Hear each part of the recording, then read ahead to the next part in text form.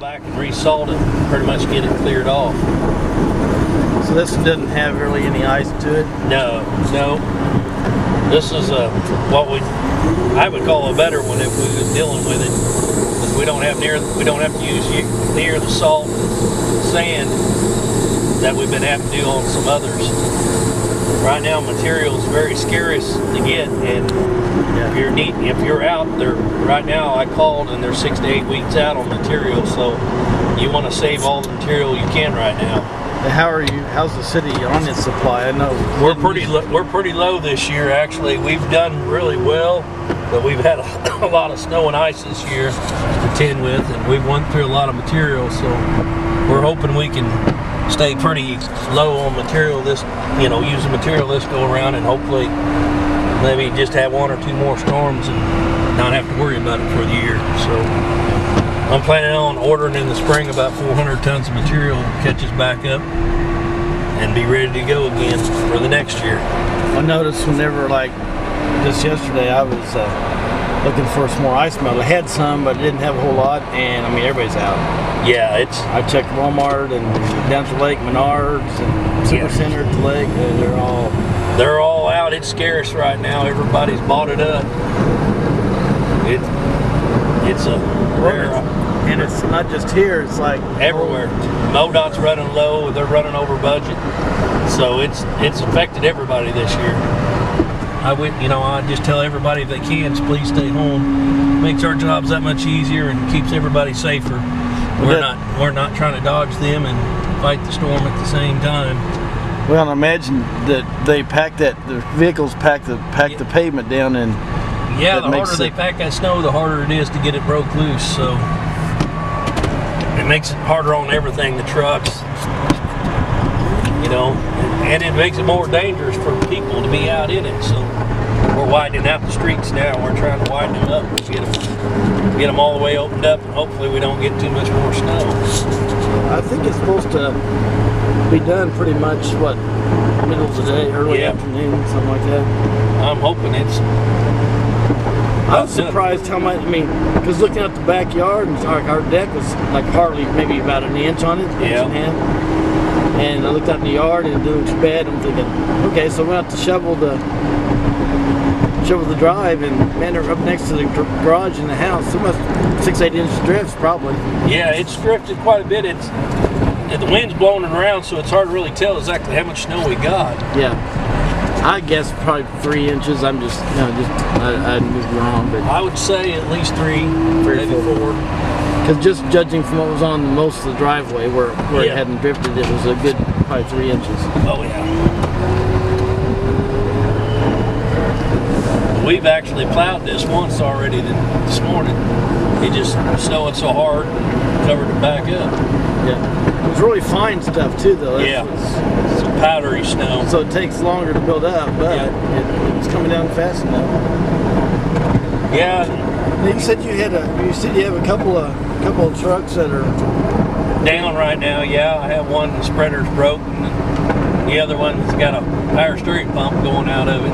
Oh, man. They're at the shop right now trying to get them going. And do they have all the parts they need to fix all that? Most of the time, we try to keep extra parts on hand if we can, especially for the spreaders and the plows. The power steering pump, we of course don't have an extra one of those, but we think we can tighten up the belt and all, get it by till at least Monday till we can get a new one. Now, if in an emergency, do you have a place where is there like a parts place that'll open up and get you? Yeah, O'Reilly's is really good about opening up for us in the middle of the night if we need them. The manager usually, we call him and he'll come in and help us out. Provided they have the part. Yeah, Miller Auto's the same way. They both, Gary Miller, we can call either one of them anytime and they'll come in and help us.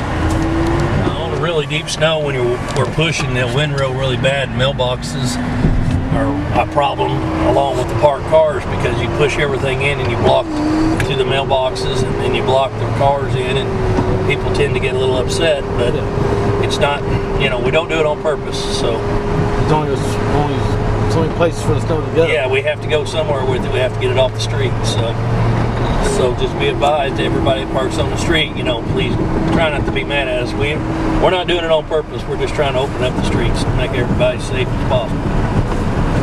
Well, and in downtown, we still truck it out to by the railroad tracks. Yeah, we try to. So far, we've been lucky this year. We hadn't had to haul any snow. We've actually got to move it back and forth, and pouring the salt to it, and melted it where we didn't have to haul it. But there's occasions when it gets so deep we have to haul the snow off. And that involves, you know, more trucks, more people, more manpower. More manpower, and usually it's the city. We all work together and we all run together. I mean, I'll use multiple departments. It's just not the street department out. It's the water, wastewater. Everybody's out. Police force, you know, they're out with us too. Fire department, they jump on a city bobcat and they're out doing the parking lots, library, all their parking lots, you know, so they're out there helping us too. So it's a group effort. Everybody's out there doing it. So typically, you know, when you hear the forecast of a snow event or a winter storm event, obviously you monitor the weather and tracking it and all that, but how do you decide like when to go out and you know how to start the treatment? I mean, obviously it depends on the different what kind of snow it is, but what's the process as far as deciding how to handle that? Well, as I said, every snow is different, but what we usually do is I have dispatch, which, you know, contacts me in the night, but we use the officers. They're out, you know, 24/7, so they're out driving around monitoring the town anyway, so they help monitor the streets and they give me a heads up on how the streets are, you know, covering them. That's good. How they're icing up, and that gives me a better idea of what we need to do right off the bat. And plus, the time I get in, I know, you know, how I got a good report from the officers on how bad the streets are, so I know where to start with how much straight salt or mix or how many people I need in advance before I even get started, which really helps. And once we get started, you know, like a snow event like this, we started early this morning and we just stayed on top of it, tried to keep the main flow through the emergency routes open, and then as soon as the snow quit, now we're on widening everything up and hitting all the secondary streets. I know the snow routes, you know, of course they're posted through town and all that. Those are basically designed to create at least a thoroughfare for people to look. If they can't get to their house, at least they can get from their house to the next 2 blocks over or whatever. Correct. And it's a core emergency vehicles, you know, gives them access to every end of the town they need. Does that work pretty good as far as the way they're Yes, laid it out? does. The only thing I just dearly want to remind people that we have to make sure we do not park on the emergency snow routes, because it makes it very difficult if we can't go down through there and get our trucks through there, especially if there's only one pass. Well, here's an example too. You're dealing with traffic, but that, you know, it comes along with it. But as I said, it's best if they can stay home, but if they need to get out, just be careful and please pay close attention, because the guys out plowing are trying to watch the road, trying to make sure they don't hit nothing, and you know, it's hard enough to keep your eyes on everything, and then trying to keep, you know, an eye on people that's out in it and driving around, and sometimes they're not paying as close attention as they should be, and it makes it really dangerous for everybody. Now, have you, probably maybe a silly question, because I'm sure you have, but as far as plowing a path for like emergency vehicles and stuff, like ambulances and police and stuff, are you called to do that quite a bit, or?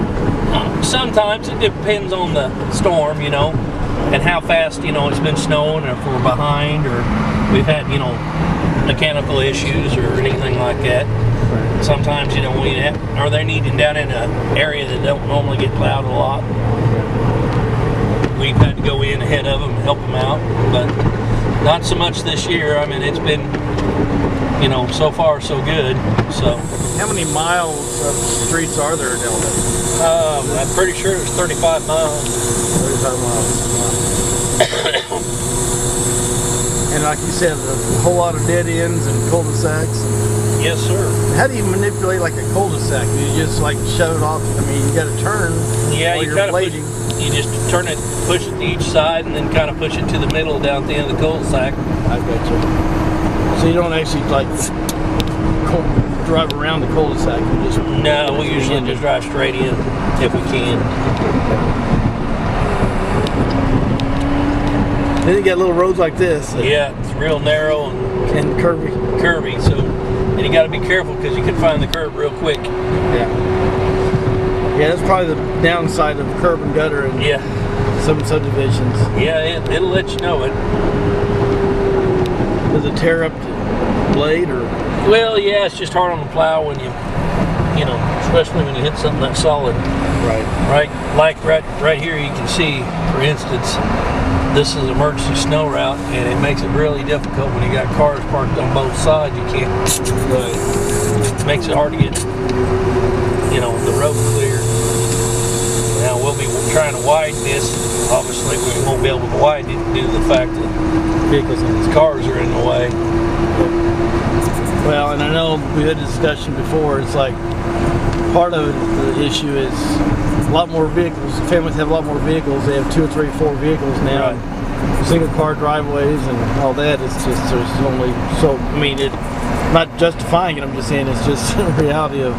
Right. In some cases, there's no place for the cars to go. And that's, Years ago, family had 1 car, maybe no cars. Well, just like here, you know, we got multiple cars here. Right. You know, Driveway's full have multiple cars, and then you just can't. It's hard to open up the street with all the cars in the way.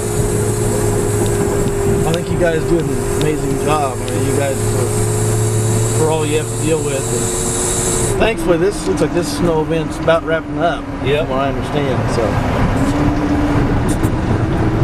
downtown looks great. You guys, like you said, you can tell you guys have hit it several times. Yeah, I mean, it makes a lot of difference when there's not a lot of cars in the way too. You can see how easy, you know, it cleans up. Business districts when it happens on a weekend or at night when there's probably very few cars down here versus the residential area. Yeah, it makes it very easy. It's probably just like the opposite. If it hits during the day when the residential areas have fewer cars, right? But then you've got the businesses are all full. So yeah, there's no good time. No, there's never a good time for a snowstorm. Well, there is not having one. Yeah, I can see where it probably gives you a different perspective of snow when you're a kid. And it's like, oh, snow, yeah, great. You know, let's go play in the snow. And then, when you're dealing with what you deal with, it's not quite so fun. Yeah, we call it playing in it, but it's not so fun. Yeah. Especially when you have equipment breakdowns and whatnot. But oh yeah. But all in all, I mean, as long as you have, you know, equipment can hold up and get it cleared, and then everybody stays safe, it's, you know, just makes for a long day.